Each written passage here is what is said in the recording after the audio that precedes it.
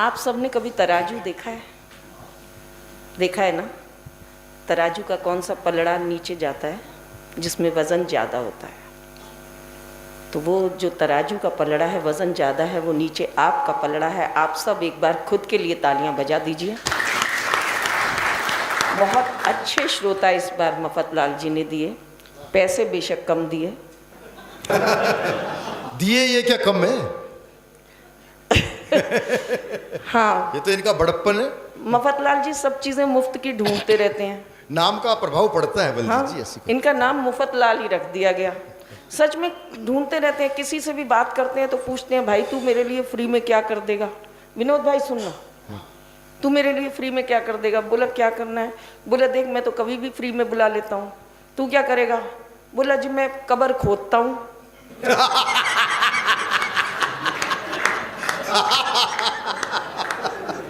Free में खोद दूंगा।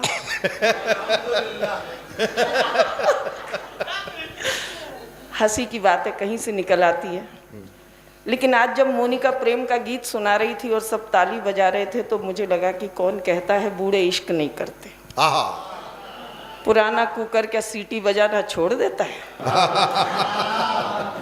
तो एक बार खुद के लिए तालियां बजाइए। बहुत ही शानदार अभी कवि सम्मेलन चल रहा है। वैसे भी बलजीत जी कहावत है कि कौन कहता है कि बुढ़ापे में इश्क का सिलसिला नहीं होता। अरे आम तब तक मजा नहीं देता जब तक पिलपिला नहीं होता। देखिए ना, ऐसे काम कीजिए, अब आराम कीजिए। थोड़ी आपकी भी उम्र हो गई है, अब इस उम्र में राम राम कीजिए।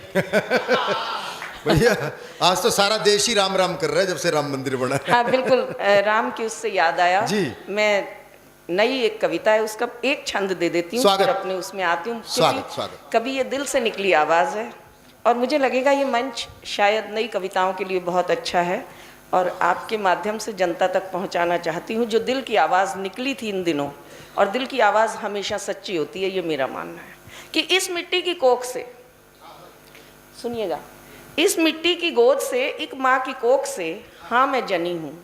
इस मिट्टी की गोद से, एक माँ की कोख से हाँ मैं जनी हूँ। क्या जानना चाहते हो मेरे बारे में? जान लो ना, मैं एक सनातनी हूँ। क्या जानना चाहते हो मेरे बारे में? जान लो, मैं एक सनातनी हूँ। पूजती हूँ रब को, मानती हूँ सबको। पूजती हूँ रब को, मानती हूँ सबको। क्यों धर्म जाति के नाम पर आज मन ये मैला हुआ है? क्यों धर्म जाति के नाम पर आज मन ये मैला हुआ है? जबकि खोज कर देख लो, सनातन तो हमारी रग रग में फैला हुआ है। खोज कर देख लो, ये सनातन तो हमारी रग रग में फैला हुआ है। बड़ों को प्रणाम करो, बड़ों को प्रणाम करो, प्रकृति को सलाम करो। सब प्राणियों का जीवन मूल्यवान हो और आरती के बाद कहते हैं हम विश्व का कल्याण हो। आरती के बाद कहते हैं हम विश्व का कल्याण हो। इन्हीं परंपराओं को मानने वाला फूल हूँ, ना कि नफरत फैलाने वाली नागफनी हूँ। क्या जानना चाहते हो मेरे बारे में? बस इतना जान लो, मैं एक सनातनी हूँ। इस मिट्टी की गोद से, एक माँ की कोख से हाँ मैं जनी हूँ। क्या जानना चाहते हो मेरे बारे में? जान लो, मैं एक सनातनी हूँ। क्या बात है, वाह। तो ये छोटी छोटी कविताएं हम लोग आप तक पहुंचा देते हैं, लेकिन आपकी जो तालियां हैं वो हौसला दे देती हैं, तो अच्छा लगा और बहुत बहुत साधुवाद। रही बात हंसने की, हाथ से कहीं से निकल आता है। मैं तो जिस खानदान में हूँ, सरदारों के खानदान में हूँ, हमें हंसने के लिए कहीं नहीं जाना पड़ता। हम तो आँख खोले सामने सरदार। वैसे मैं टेंशन लेती नहीं, मैं जिस खानदान से हूँ हम टेंशन नहीं लेते। आप सबको पता है, हम तो 10 साल तक देश की गद्दी पर चुपचाप बैठे रहे, हमने टेंशन नहीं ली। सारे देश ने टेंशन ली, हम बोले हमने नहीं ली। क्या करना है, टेंशन लेना ही नहीं चाहिए। हम हिंदुस्तानी टेंशन ही अजीब तरह की लेते हैं। अमेरिका में लाइट चली जाए लोगों को टेंशन होती है, वो पावर हाउस को फ़ोन करते हैं। जर्मनी में लाइट चली जाए टेंशन हो जाती है, इलेक्ट्रिशियन को फ़ोन करते हैं। एक हमारे हिंदुस्तान में लाइट चली जाए, मेरे पति बेटे को आवाज़ लगाते हैं, काके देखी साड़ी गई, पड़ोसी दी भी गई। तो तो टेंशन नहीं लो, मस्ती में रहो। और रही टेंशन, आप देखो हाथ से कहाँ से निकलता है। मैं तो एक दिन घर गई, स्कूल से घर गई तो हमारी पड़ोसन गुजर गई थी। मैंने देखा सारा अपार्टमेंट वहाँ, लेकिन मेरे सरदार जी मुझे दिखे ही नहीं। मैं गई अंदर, मैंने देखा सरदार जी घर पर ही चुपचाप बैठे हैं, मनुष्य शक्ल। मैंने कहा सरदार जी घर पर ही बैठे हो मुंह लटकाए, अगले की पत्नी गुजर गई, क्यों नहीं अफसोस कराए। वो मेरी ओर देख के बोले तू ही बता किस मुंह से जाऊं, अगले की दूसरी मर गई, मैं एक बार भी नहीं बुलाऊं।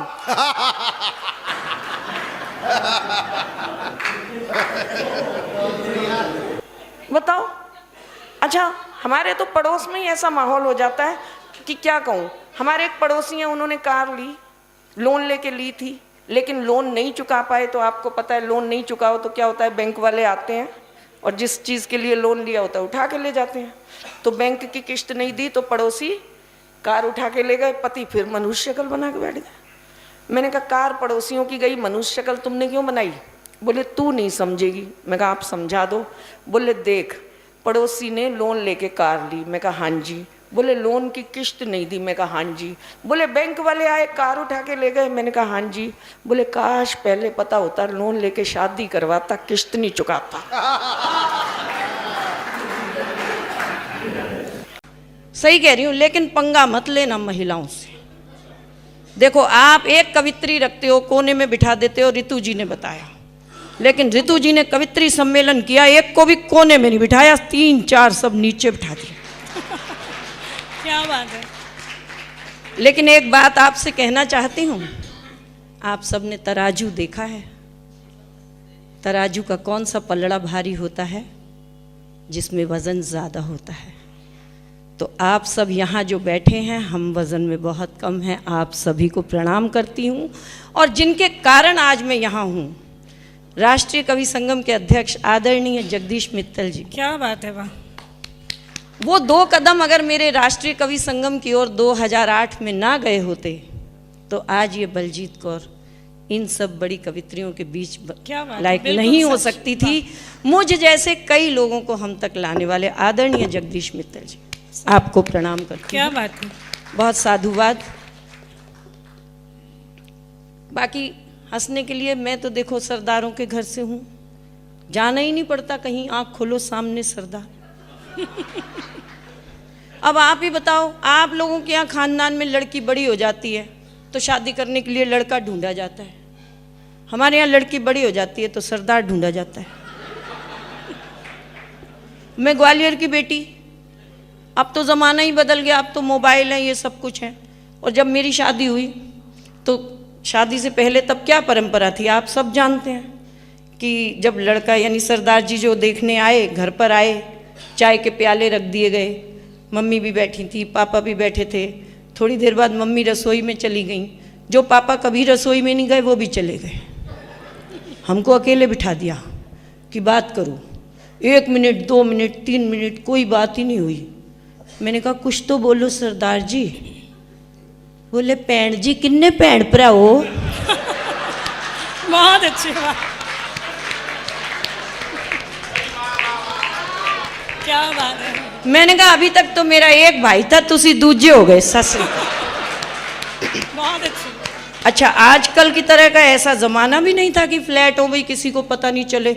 अब वो जैसे ही गए सरदार जी, पूरे मोहल्ले में धीरे धीरे बात फैल गई भी जेड़ा मुंडा देखण आया सी वो भैन जी बोल गया। जहाँ जाएं हम तो मेरी मम्मी को कहन, अच्छा जेड़ा मुंडा वेखण आया सी बलजीत नू वो भैन जी बोल गया। जहाँ मैं जाऊँ हैं तेरा वीर बन गया। पूरे मोहल्ले में चर्चा हो गई, लेकिन फिर एक सरदार ढूंढे गए। तो हुआ क्या, हूँ तो मैं भी सरदार नहीं। फिर सरदार जी ढूंढे गए, फिर वही वाक्य दोहराया गया। फिर टेबल पर इधर सरदार जी बैठे, इधर मैं बैठी, इधर पापा बैठे, फिर मम्मी बैठी, वही किस्सा फिर दोहराया। मम्मी गई, पापा गए, थोड़ी देर हो गई तो इस बार मैं बोली वीर जी कुछ तो बोल दो। वो सिर ठोक के उठ गए, बोले राखी वाले दिन आ जाऊंगा भैन सत श्री अकाल। बहुत अच्छी। अच्छा, फिर क्या हुआ, फिर मोहल्ले के लोगों ने शिक्षा देनी शुरू की मेरे मम्मी डैडी को। बोले भाई तुहाडी कुड़ी ब्याही नहीं जाएगी, शादी नहीं होनी। बोले क्यों? बोले तुसी जो मुंडा खुद ही पसंद कर लो और ब्याह कर दो, इन्हों कल्ले नहीं बिठाना भी। ये वो वीर जी बोल देगी, वो भैन जी बोल देगा, इन्हों का ब्याह ही नहीं होएगा। अब वही हुआ, जहाँ मेरी शादी कर दी गई मेहरौली के सरदार जी, वो जब मेरे मम्मी डैडी नहीं पसंद किए, हमको बिल्कुल अकेले नहीं बिठाया गया क्योंकि सख्त हिदायत थी कि तुम यही बोल दोगे, और हमारी शादी कर दी गई जो मम्मी डैडी ने सरदार जी पसंद किए थे। लेकिन कब तक नहीं बिठाओगे? क्या बात है। आफत आई, अब चुप बैठे हैं, बिल्कुल कह के बोला कि वीर जी नहीं बोलना, उनको भी कह के बोला गया पैंट जी नहीं बोलना।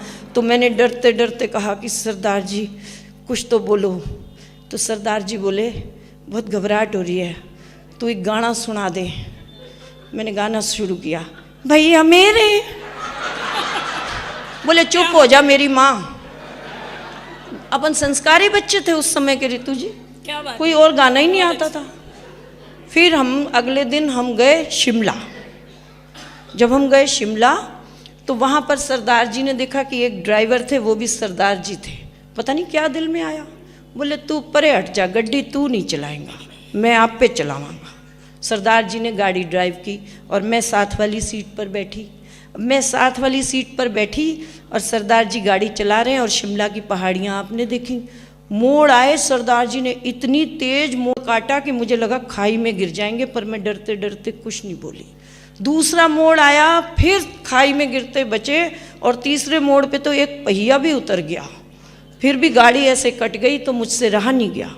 मैंने कहा सरदार जी इतनी तेजी से मोड़ काटते हो, आपको डर नहीं लगता?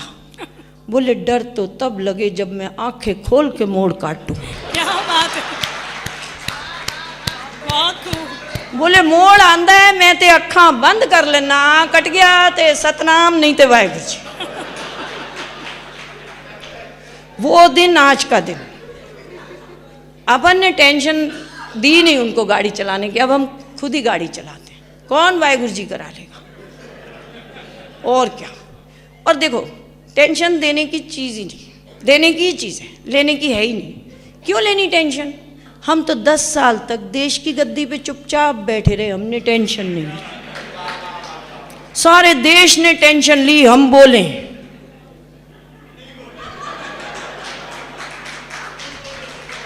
सारी दुनिया चुनाव लड़ती है, हमारी ऋतु जी भी लड़ी, चुनाव लड़ी। बताओ चुनाव लड़के क्या बनी? हम बिना लड़े प्रधानमंत्री बन गए। तो टेंशन लेनी नहीं चाहिए, लेना ही चाहते हो नहीं। देखो बहुत अच्छा काम कर रही है रोहिणी के लिए, वो तो हादसे में हम कुछ भी कह लेते हैं, बहुत गर्व होता है। कहीं भी हम जब देखते हैं डिप्टी मेयर ऋतु गोयल या देखते हैं चेयरपर्सन, तो एक तो वो इतनी संवेदनाओं की कवित्री रही हैं और इतनी दिल से, मतलब जिसको कहते हैं ना कि दिल से जिनके लिए उद्गार निकलते हैं, तो कभी भी हम वो नहीं पढ़ते कि उनका इस समय क्या स्टेटस है। हम बस जैसे ही पोस्टर देखते हैं तो हम कहते हैं ये हमारी ऋतु जी हैं, दिल खुश हो। तो मस्ती में रहिएगा, टेंशन क्या करनी है? लेना ही चाहते हो तो कार लो, बंगला लो, लोन लो, निकल लो। पता नहीं क्यों लोग टेंशन ले लेते हैं, मैं तो बिल्कुल ही नहीं लेती। एक दिन मैं स्कूल से घर गई, पड़ोसी की पत्नी गुजर गई थी। मैंने कहा सरदार जी, सारी भीड़ लगी हुई है, मोहल्ला वहाँ था, सरदार जी घर पे ही बैठे, गए ही नहीं। मैंने कहा सरदार जी घर पर ही बैठे हो मुंह लटकाए, पड़ोसी की पत्नी गुजर गई, क्यों नहीं अफसोस कराए? बोले तू ही बता किस मुंह से जाऊं, अगले की दूसरी मर गई, मैं एक बार भी नहीं बुलाऊं। बहुत अच्छे हैं, क्या बात है, वाह वाह वाह वाह। ऐसे पति ने, देखिए माँ की इतनी कविताएं लिखी हैं ना दिनेश जी ने, सच में माँ के मुख तक आनंद विभोर हो जाती हूँ। आदरणीय महेंद्र अजनबी जी और आदरणीय हंसराज रल्हन जी, और जो 2-2 घंटे अकेले जिनके दम पर कवि सम्मेलन चलता है, आदरणीय अनिल जी आपने हमें बुलाया, बहुत बहुत धन्यवाद। एक बार इन लोगों के लिए तालियां बजा दीजिए। जैसे गाड़ी चलाने वाले के लिए बैठना मुश्किल होता है, वो ड्राइवर को क्या कहता है, तू हट मैं ही चला लेता हूँ। तो आप सोचिए कि इन लोगों का क्या हाल होगा जो आज बैठे हुए हैं। लेकिन मजबूरी है तो पंगा तो लेना नहीं है, पंगा ले ही नहीं सकते, है ना। तो रही बात मस्ती की, अब मैंने बताया अच्छा मैं तो बिल्कुल भी टेंशन नहीं लेती। कोरोना काल था, सारे घरों में टेंशन, सारे घरों में टेंशन थी, लेकिन हमारे हिंदुस्तान की औरतें टेंशन लेती नहीं। पहला कोरोना याद कर लो, पूरे विश्व में टेंशन थी, लेकिन हमारे हिंदुस्तान की औरतें लगी हुई थी, हलवाई बनी हुई थी पूरी। कोई समोसे बना रही थी, कोई जलेबी बना रही थी, कोई कुछ बना रही थी। उन्हें पता था कि ये तो चला ही जाएगा। अपने राम की भूमि है, अपने कृष्ण की भूमि है, अपने देश की ये भूमि क्या है, बात यहाँ है, से वाह। सब चला जाएगा। बहुत अच्छी बात। तो मस्ती में ही रहना चाहिए। तो मैंने ना, बेटे ने एक दिन, अब टाइम पास, सरदार जी तो कोई काम नहीं करते, तो बेटे से कहा कि पेन ड्राइव दे, पिक्चर देख लेता हूँ। बेटे ने पेन ड्राइव में लगा दी पान सिंह तोमर। सरदार जी ने देखी, अगले दिन इरफान खान निकल गए। बेटे ने दूसरे दिन पेन ड्राइव में पिक्चर दी प्रेम रोग, अगले दिन ही ऋषि कपूर जी गए। क्या बात है। तीसरे दिन सरदार जी बोले, काक के गल सुन, शादी दी वीडियो दे दे, माँ दी भी देखे। और मैंने छुपा के ही रख दी। बहुत अच्छे, खुलकर तालियां बजा सकते हैं आप लोग।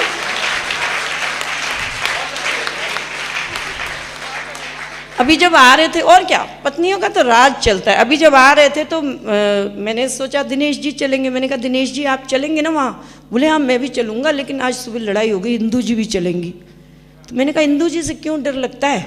बोले नहीं बहुत डर लगता है, 4 दिन पहले लड़ाई हुई थी। मैंने कहा फिर? बोले मैंने ऐसे कह दिया कि लड़ाई हो गई तो हो गई, कोई बात नहीं, देख लूँगा। मैं कहा फिर?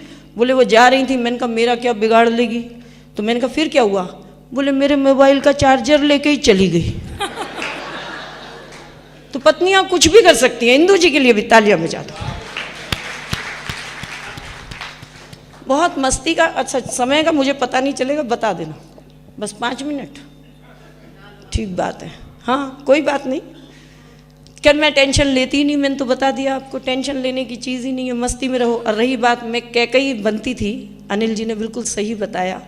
लेकिन आपने देखा होगा एक पार्टी ऐसी है जिसे अन्ना जी ने बना दिया है ना, और अन्ना जी की उस समय सारे देश में तारीफ हुई थी ना। लेकिन पूरे देश में इकलौती मैं ऐसी हूँ जिसको अन्ना जी से नुकसान हुआ। क्या नुकसान हुआ? मेरी कविता सुन लो। कि मैं भी कैकई की तरह कोप भवन में जाती थी, भूखे रहकर अपने पति से अपनी बात मनवाती थी। मुझे भूखा देख पति हुए परेशान जाते थे, मुझे खाना खिलाने की खातिर बात मेरी मान जाते थे। फिर अन्ना जी ने किया अनशन, देश में हुआ सम्मान, देश में हुआ सम्मान पर मेरा हो गया नुकसान। मेरे पति ने कह दिया अब तेरी बात कभी नहीं मानी जाएगी। अगला 74 बरस का बुढ़ा 13 दिन जी गया, तू जवान अट्टी कट्टी तो 1 महीना जी जाएगी। क्या बात है, वाह। तो बस हमें तो कुछ ज़रूरत नहीं कहीं जाने की, मस्ती में रहिए, आनंद से रहिए। 4 दिन पहले मेरी और मेरे पति की हुई जोरदार लड़ाई। पति ने भगवान को गुहार लगाई, बोले हे भगवान तंग आ गया हूँ ऐसी पत्नी से, तू मुझे उठा ले, मैं कौन सी कम थी। मैंने कहा हे भगवान मैं भी तंग आ गई ऐसे पति से, तू मुझे बुला ले। पति बोले भगवान मेरी एप्लीकेशन छोड़, जल्दी से पत्नी की लगा ले। अच्छा एक हरियाणा का चैनल था, वहाँ पर मुझे बुला लिया। बोले जी आप पति के बारे में बहुत कुछ बोलती हैं, तो बताइए कि अच्छा पति कैसा होता है। तो मैं जैसे ही बोलने लगी तो एक हरियाणा की महिला बैठी थी, हरियाणा वाली ने माइक छीन लिया। बोली यो के बोल लेगी मैं बताऊँ अच्छा पति कैसा हुए। मैं भी उसकी तरफ देख रही। मैंने कहा क्या हुआ? बोले तू नहीं बता, मैं बताऊँ इन सब ने कि अच्छा पति कैसा हुए है। तो चैनल वाली बोली आप ही बता दीजिए ताई अच्छा पति कैसा हुए है। अब आप सब सुन लो। ताई बोली अच्छा पति भूत जैसा हुए है, भूत जैसा। अब पूछा हम सब ने कि ताई ऐसा क्यों बोल रही? बोले और के जिंदगी में ना कभी भूत देखा ना अच्छा पति देखा। क्या बात है, वाह वाह वाह वाह। तो बस मस्ती में रहो। तो मैंने तो जब सबसे पहली कविता थी जहाँ से मैं हास्य के लिए चुन ली गई, वो भी पति पे ही लिखी हुई थी कि मैंने अपने पति को कहा कि पतिदेव मुझे कवि सम्मेलन में जाना है, राष्ट्रीय कवि सम्मेलन के संगम के कवि सम्मेलन में जाना है और वहाँ जाकर सबको हंसाना है। तो पति बोले अच्छा, शादी के दिन रोते रोते आती है फिर उम्र भर हमें रुलाती है, भला औरत कभी हंसाती है? मैंने कहा मुझे गुस्सा मत दिलवाओ, मुझे कवि सम्मेलन में भिजवाओ। अगर मुझे गुस्सा दिलवाओगे तो जली हुई रोटियां तुम ही खाओगे। बोले बेगम तू बेशक गुस्से में रोटी मत बनाना पर मेरी कमीज़ ज़रूर धो जाना। बोले क्योंकि जब भी तू गुस्से में मेरी कमीज़ धोकर जाती है सच में वो कमीज़ निखर आती है। क्या बात है। मैंने कहा अब सच में मुझे गुस्सा मत दिलवाओ, मुझे कवि सम्मेलन में भिजवाओ। तो जो वो बोले वो सुनिएगा। वो बोले तू कवि सम्मेलन में जाना चाहती है तो जा, तू सबको हंसाना चाहती है तो हंसा। मैं मर्द हूँ और मर्द शायद ये भूल जाता है कि जब हंसती है घर की पत्नी तो पूरा परिवार खिलखिलाता है। क्या बात है, वाह, बहुत अच्छे, बहुत अच्छे। हम दोनों पति पत्नी तो ऐसे ही लड़ते झगड़ते ज़िंदगी गुजार लिया करते हैं और हम दोनों एक दूजे से नहीं उस ऊपर वाले से डरते हैं। वो जैसे चाहे डुगडुगी बजाता है, वो जैसे चाहे सबको नचाता है, सिर्फ और सिर्फ उसी के हंसाने से हंसती है ये दुनिया, वरना इस दुनिया में कौन है जो दूसरों को हंसाता है।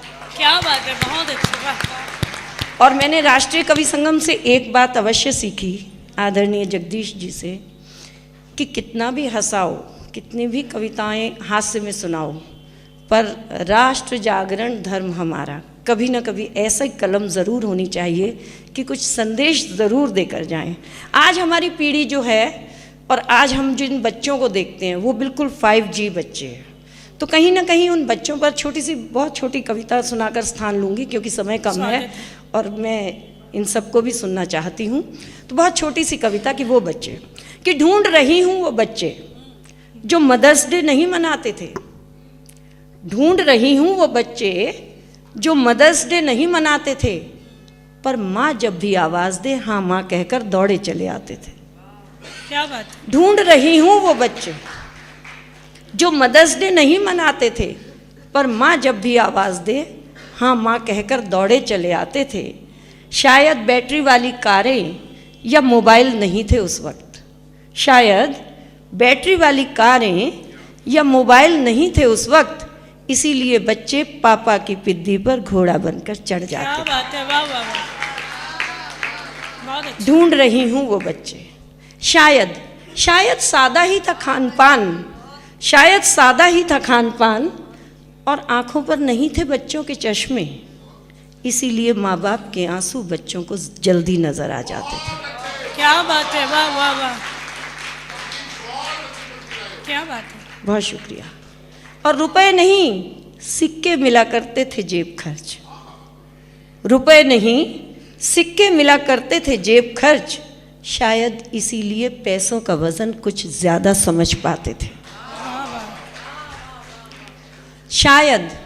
शायद राजनीति, देखिए मैं कहाँ प्रहार कर रही हूँ समझ सकेंगे, शायद राजनीति और मीडिया भी इतना नहीं था उस वक्त। बात समझिएगा, अगर दिल तक पहुँचे तो तालियां और आशीर्वाद दीजिएगा कि शायद राजनीति और मीडिया भी नहीं था उस वक्त, इसलिए गली में चलते बच्चे रामू चाचा और रहीम काका की आवाज़ लगाते थे। क्या बात है, वाह, बहुत अच्छे। शायद इंग्लिश मीडियम स्कूल भी नहीं थे उस वक्त, इसलिए बच्चे माता पिता तो क्या पड़ोसी तक के पांव छुआते थे। क्या बात है। ढूंढ रही हूँ वो बच्चे जो मदर्स डे नहीं मनाते थे। बारबी डॉल का प्रचलन भी शायद नहीं था उस वक्त, इसीलिए कतरन से कपड़े की गुड़िया बनाकर जूते के डब्बे में उसका घर बनाते थे। ढूंढ रही हूँ वो बच्चे जो बारिश के पानी में कागज़ की नाव चलाते थे। क्या बात है, वाह। ढूंढ रही हूँ वो बच्चे। और अंतिम पंक्तियाँ देती हूँ कि शायद पढ़े लिखे नहीं थे, शायद पढ़े लिखे नहीं थे, पर अनपढ़ नहीं थे माँ बाप। क्या बात है, वाह वाह वाह। शायद पढ़े लिखे नहीं थे पर अनपढ़ नहीं थे माँ बाप। दूरदर्शिता रखते थे, कमरे में बोनसाई नहीं आंगन में पेड़ लगाते थे। क्या बात है, ढूंढ रही हूँ वो बच्चे जो मदर्स डे नहीं मना, पर माँ जब भी आवाज़ दे हाँ माँ कहकर दौड़े चले आते।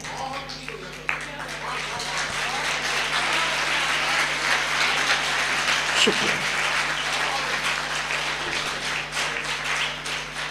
श्री साहित्य सरगम और दिशा फाउंडेशन आप सब ने इस कार्यक्रम की यज्ञ में मेरी आहुति स्वीकार की।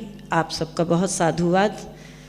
और इतना ज़रूर कहूँगी, हास्य के लिए ही जानी जाती हूँ, 2 पंक्तियाँ कहकर बैठती हूँ, अपना स्थान लेती हूँ कि जो लोग हंसते और हंसाते हैं, जो लोग हंसते और हंसाते हैं, वो मरने के बाद स्वर्ग नहीं जाते हैं।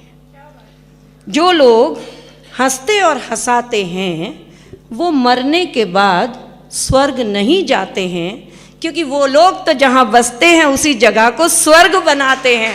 बहुत बहुत शुक्रिया।